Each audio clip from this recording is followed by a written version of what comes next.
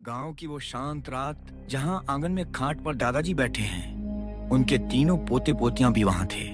लालटेन की हल्की रोशनी में बच्चे टकटकी लगाकर दादाजी की तरफ देख रहे हैं, क्योंकि आज दादाजी सुनाने वाले हैं अपने जमाने की एक डरावनी कहानी। दादाजी, आज डरावनी कहानी सुनाओ ना। हाँ दादाजी, पिछली बार वाली भूत वाली कहानी बहुत मजेदार थी। आज उससे भी डरावनी सुनाओ। लेकिन दादाजी, सच सच बताना, आप जब छोटे थे तब क्या सच में भूत प्रेत मिलते थे? अरे बच्चों, हमारे जमाने के किस्से अलग ही थे।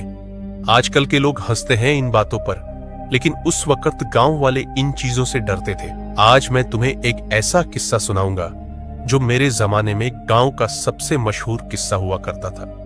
कौन सा किस्सा दादाजी? किस्सा उस भूतिया रास्ते का। गांव के बाहर खेतों के बीच से होकर एक लंबा सुनसान रास्ता निकलता था। दिन में तो लोग उस रास्ते से गुजर जाते थे, लेकिन रात को उस रास्ते पर कदम रखने की किसी की हिम्मत नहीं होती थी। क्यों दादाजी, उस रास्ते पर ऐसा क्या था? लोग कहते थे रात ढलते ही उस रास्ते पर कोई दिखता था, ना इंसान ना जानवर, बल्कि कुछ ऐसा जो इंसान का रूप तो लेता था मगर इंसान कभी था ही नहीं। बच्चों की सांसें थम सी जाती हैं। ये किस्सा बहुत पुराना है, जब मैं भी तुम्हारी उम्र का था। उस वक्त गांव में हर किसी की जुबान पर इस रास्ते की चर्चा रहती थी। लोग कहते थे जो भी उस रास्ते पर रात में गया वो कभी वैसा लौटकर नहीं आया। किसी की आंखें हमेशा के लिए सुनी सुनी रह गईं, किसी का दिमाग खराब हो गया और कुछ तो कभी लौटे ही नहीं।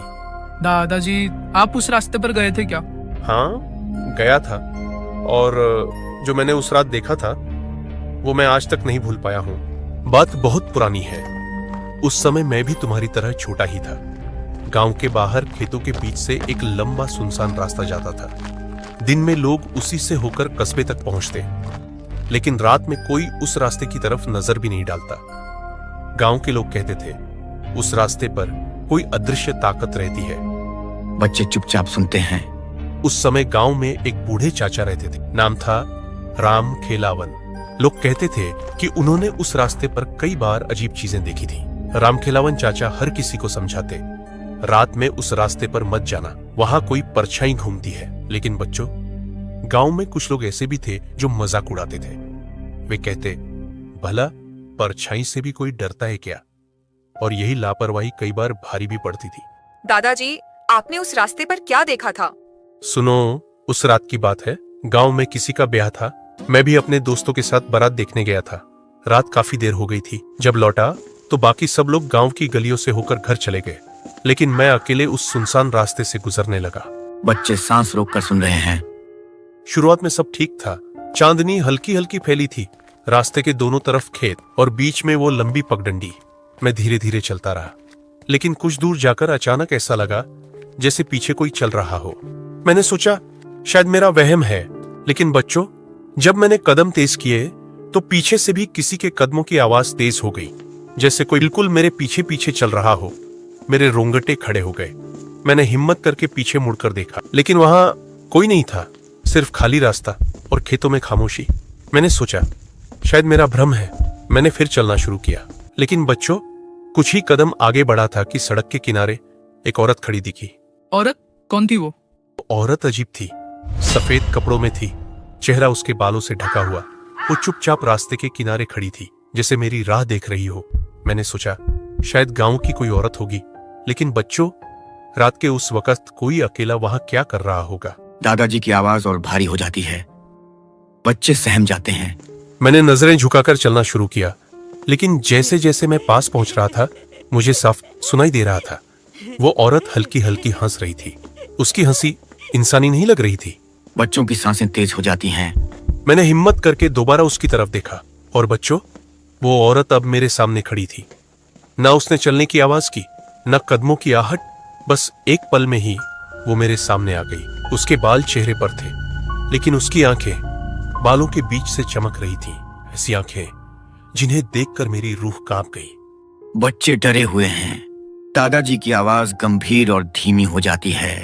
बच्चों, वही रात थी जब मैंने पहली बार उस सेन भूतिया रास्ते की असली सच्चाई देखी। बच्चों, वो औरत अब मेरे बिल्कुल सामने थी। उसका चेहरा बालों से ढका हुआ था, लेकिन उन बालों के बीच से उसकी आंखें चमक रही थीं। ऐसी आंखें जिनमें इंसानियत का नामो निशान नहीं था। उस पल मेरे शरीर की सारी ताकत जैसे खींच ली गई हो। मैं चीखना चाहता था, भागना चाहता था, लेकिन मेरे पैर जमीन में जैसे जकड़ गए थे। बच्चे सहमकर चुप हो जाते हैं। वो औरत धीरे धीरे मेरे चारों ओर घूमने लगी। उसके पांव जमीन को छू भी नहीं रहे थे, मानो वो हवा में तैर रही हो। और बच्चों, जब वो घूमते हुए मेरे कान के पास आई तो उसने बहुत धीमी आवाज में कहा, क्यों आया है इस रास्ते पर? उसकी आवाज ऐसी थी जैसे किसी टूटी हुई बांसुरी से हवा निकल रही हो। मेरे कान सुन्न पड़ गए। मैंने साहस जुटाकर कहा, मैं तो बस घर जा रहा हूं। इतना कहते ही वो औरत ठहाका मारकर हंसने लगी। उसकी हंसी सुनसान खेतों में गूंजने लगी। ऐसा लगा जैसे पूरा रास्ता उसी की हंसी से भर गया हो। और फिर उसने अचानक अपना चेहरा उठाया। बच्चों, उसका चेहरा इंसानी नहीं था। आंखें लाल अंगारों की तरह चमक रही थी। नाक की जगह एक काली गड्ढी और होंठों से खून टपक रहा था। मैंने जैसे ही देखा, मेरी रूह कांप गई। बच्चे चीखने जैसे हो जाते हैं, लेकिन दादाजी हाथ उठाकर उन्हें शांत करते हैं। मैंने हिम्मत करके पीछे हटना चाहा, लेकिन जैसे ही मैंने कदम बढ़ाया, वो औरत हवा में उछली और मेरे ठीक सामने आ गिरी। अब उसके और मेरे बीच जरा सा भी फसला नहीं था। उसकी सांस मेरे चेहरे पर पड़ रही थी। वो सांस इतनी ठंडी थी मानो कोई बर्फ की सिल्ली मेरे गले पर रख दे। उसने मेरी आंखों में झांक कर कहा, अब तू भी यहीं रुकेगा, हमेशा हमेशा के लिए। बच्चे सिहर जाते हैं। बच्चों, मैं अब सचमुच मरने ही वाला था। मेरे हाथ पांव काम नहीं कर रहे थे। मैं जमीन पर गिर गया। उस औरत ने अपने लंबे हड्डियों जैसे हाथ मेरी गर्दन की तरफ बढ़ाए और तभी गांव से मंदिर की घंटी बजने की आवाज आई। उस आवाज के साथ ही वो औरत एकदम पीछे हट गई। उसकी आंखों की चमक धीमी पड़ गई और देखते ही देखते वो धुएं की तरह हवा में गायब हो गई। लालटेन अचानक स्थिर हो जाती है। सन्नाटा छा जाता है। बच्चे अब भी डरे हुए दादाजी को देखते हैं। दादाजी सच में गायब हो गई थी? हाँ बच्चों, मैं वहीं जमीन पर कुछ देर तक पड़ा रहा। जब होश आया तो मैं घबराकर भागते हुए गांव पहुंचा। उस दिन के बाद से मैंने कसम खा ली थी कि कभी उस रास्ते से रात में नहीं जाऊंगा। गांव के बड़े बूढ़े कहते थे, वो औरत कोई आम औरत नहीं, बल्कि उस रास्ते की रूह थी, जिससे जो अकेला दिखे उसकी जान लेने निकल पड़ती थी। और बच्चों, ये किस्सा सिर्फ मेरा नहीं है। गांव के और भी लोग उस रास्ते पर अजीब अजीब चीजें देख चुके हैं। बच्चों, मैंने तो उस औरत का सामना किया ही था, लेकिन वो अकेली घटना नहीं थी। हमारे गांव में और भी लोगों ने उस रास्ते पर अजीब अजीब चीजें देखी हैं। आज मैं तुम्हें उनमें से 2 किस्से सुनाता हूँ। सुनने की हिम्मत है ना? हाँ दादाजी, सुनाओ, लेकिन जल्दी जल्दी सुना देना। दादाजी हल्की मुस्कान लाते हैं, फिर गहरी सांस भरकर पहला किस्सा शुरू करते हैं। ये बात बहुत पुरानी है। शंभू काका हमारे पड़ोस में रहते थे। बहुत मजबूत आदमी थे, न किसी से डरते, न किसी बात पर भरोसा करते। एक रात खेत से घर लौटते समय उन्होंने उसी सुनसान रास्ते को चुना।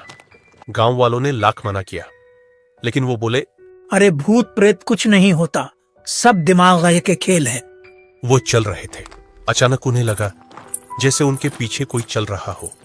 पहले तो उन्होंने ध्यान नहीं दिया, लेकिन जब वो रुके तो पीछे से पायल की छन छन की आवाज भी रुक गई, और जब वो चले तो फिर वही छन छन। बच्चे चौकन्ने होकर एक दूसरे को देखते हैं। शंभू काका को गुस्सा आ गया। उन्होंने पीछे देखा, लेकिन वहां कोई नहीं था। फिर जैसे ही आगे बढ़े, अचानक एक हवा का झोंका आया। अंधेरे में उन्हें साफ साफ दिखा एक लंबा साया पेड़ से उतरकर धीरे धीरे उनकी ओर बढ़ रहा है। काका घबरा गए। उन्होंने दौड़ने की कोशिश की, लेकिन पैर भारी हो गए। वो साया उनके सामने आकर खड़ा हो गया। उसकी आंखें चमकती हुई कोयले जैसी थी। काका वहीं जमीन पर गिर पड़े। होश तब आया जब गांव वाले सुबह उन्हें उसी रास्ते पर बेहोश पाए। उस दिन से शंभू काका कभी रात में अकेले खेत नहीं गए, हमेशा किसी को साथ लेकर ही निकलते थे। दूसरी घटना और भी अजीब थी। ये किस्सा है रामकिशन चाचा का। वो एक बार रात को गांव लौट रहे थे। रास्ते में एक बड़ा नीम का पेड़ आता है। कहते हैं उस पेड़ पर कोई रूह रहती है। रामकिशन चाचा जब उस पेड़ के पास पहुंचे तो देखा एक औरत पेड़ की सबसे ऊंची डाल पर बैठी है। उसके बाल नीचे लटक रहे थे, इतने लंबे कि जमीन को छू रहे थे। चाचा को पहले लगा शायद कोई औरत छुपी बैठी है। उन्होंने आवाज लगाई, कौन है वहां? लेकिन बच्चों, वो औरत अचानक उल्टी लटक गई। उसका सिर नीचे और पैर ऊपर, और उसने ऐसी आवाज निकाली जैसे कोई बिल्ली रो रही हो। रामकिशन चाचा की हालत खराब हो गई। वो भागे भागे गांव पहुंचे। घर पहुंचते ही जोर की बुखार चढ़ गया। 3 दिन तक बिस्तर पर पड़े रहे। बाद में जब होश आया तो उन्होंने साफ कहा, वो इंसान नहीं थी, वो नीम के पेड़ वाली चुड़ैल थी। बिल्ली जैसी चीखा सुनाई देती है। बच्चे डर जाते हैं। तो बच्चों, ये रास्ता और वो नीम का पेड़ आज भी गांव वाले याद करते हैं तो कांप उठते हैं। कई लोग कहते हैं वो औरत और वो साया अभी वहां भटकते हैं। रात के समय अगर कोई अकेला गुजरे तो उसे जरूर कुछ न कुछ दिखाई देता है। कभी पायल की छन-छन, कभी पेड़ पर लटकती औरत और कभी लाल आंखों वाला साया। आंगन में हवा और ठंडी हो जाती है। बच्चे सहमे सहमे दादाजी को देखते हैं। दादाजी, अगर सच में कोई भूत मिल जाए तो क्या करना चाहिए? यही तो सबसे बड़ी बात है बच्चों। भूत से भागने वाले लोग बच भी जाते हैं और कई बार नहीं भी, लेकिन जो डर पर काबू पा ले वही जिंदा घर पहुंचते हैं। पर याद रखना, उस रास्ते से रात को कभी मत गुजरना। धीरे धीरे तीनों बच्चे उठते हैं। कदम दबाकर आंगन के कोने से निकलते हैं। देख लेना, अगर दादी को पता चला ना तो बहुत डांट पड़ेगी। अरे डरपोक मत बन, बस नीम का पेड़ देखेंगे और लौट आएंगे। वैसे भी दादाजी कहानियां बड़ा चढ़ाकर बताते हैं, असली में कुछ नहीं होगा। तीनों बच्चे कच्ची पगडंडी से धीरे धीरे चलते हैं। रात का सन्नाटा गहराता है। आसमान में बादल घिराते हैं और चांद धुंधला हो जाता है। दूर दूर तक कोई इंसान नहीं, सिर्फ हवा की सरसराहट और कभी कभी उल्लू की आवाज। काफी देर चलते हुए तीनों बच्चे आखिरकार उस नीम के बड़े पेड़ तक पहुंचते हैं। मुझे तो अच्छा नहीं लग रहा, चलो वापस चलते हैं। अरे नहीं, पहले देख तो ले। दादाजी ने कहा था ना, उसी पेड़ पे वो औरत दिखती है। इतना कहते ही धीमी धीमी पायल की छन छन सुनाई देने लगती है। सुनाई दिया? ये वही आवाज है जो दादाजी ने बताई थी। तीनों बच्चे घबराकर इधर उधर देखते हैं। पायल की आवाज तेज होती जाती है, जैसे कोई उनके चारों तरफ घूम रहा हो। अचानक पेड़ की सबसे ऊंची डाल पर कुछ हिलता हुआ दिखाई देता है। बिजली चमकती है और उसी पल सबको एक औरत की परछाई दिखती है।